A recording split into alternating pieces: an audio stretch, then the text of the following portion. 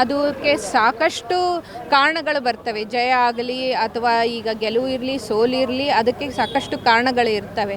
ಈ ಒಂದು ಹೇಳಬೇಕು ಅಂದರೆ ಅನುಕಂಪ ಅನ್ನೋದು, ಯಾರು ಈಗ ನಾವು ಬೈ ಎಲೆಕ್ಷನ್ ಮಾಡಿದ್ದೀವಿ ಅಲ್ಲಿ ಅನುಕಂಪ ಅನ್ನೋದು ಕೂಡ ಭಾಳ ಮುಖ್ಯವಾದ ಪಾತ್ರವನ್ನು ವಹಿಸ್ತದೆ.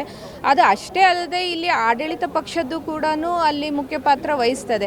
ಹಾಗಂತ ಹೇಳಿಬಿಟ್ಟು ನಾವು BJPಯವರು ಯಾವುದೇ ರೀತಿಯಾದ ಕಸರತ್ತುಗಳನ್ನು ನಾವು ಕೈ ಬಿಟ್ಟಿರಲಿಲ್ಲ.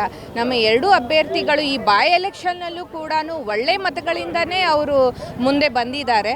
ನೀವು ನೋಡ್ಬೋದು, ಈಗ ಅಲ್ಲಿ ಶ್ರೀನಿವಾಸ್ ಅವರಾಗಿರ್ಬೋದು, ಇಲ್ಲಿ ವೀರಣ್ಣ ಚರಂತಿಮಠ ಅವರು ಇರ್ಬೋದು, ಅವರು ಮಾಡಿರುವಂಥ ಶ್ರಮಕ್ಕೆ ಅದು ಎಲ್ಲೋ ಒಂದು ಕಡೆ ಒಳಗಿನ ಇದೂ ಇರುತ್ತೆ. ಅದನ್ನು ನಾವು ಈಗ ಹೇಳೋದು ಇದು ಭಾಳ ಉಚಿತ ಅಲ್ಲ, ಯಾಕಂದರೆ ಇದು ತುಂಬ ಅರ್ಲಿ ಸ್ಟೇಜ್ ಅನಿಸುತ್ತೆ. ಬೈ ಎಲೆಕ್ಷನ್ನಲ್ಲಿ ಈ ಥರದ್ದು ನಾವು ಬರ್ತೀವಿ ಅಂತ ನಾವು ನಿರೀಕ್ಷೆ ಇಟ್ಟಿದ್ವಿ, ಅದರಲ್ಲಿ ಏನು ಸಂಶಯ ಇಲ್ಲ. ನಾವು ಎರಡೂ ಕ್ಷೇತ್ರಗಳಲ್ಲೂ ನಿರೀಕ್ಷೆಯನ್ನು ಇಟ್ಟಿದ್ವಿ.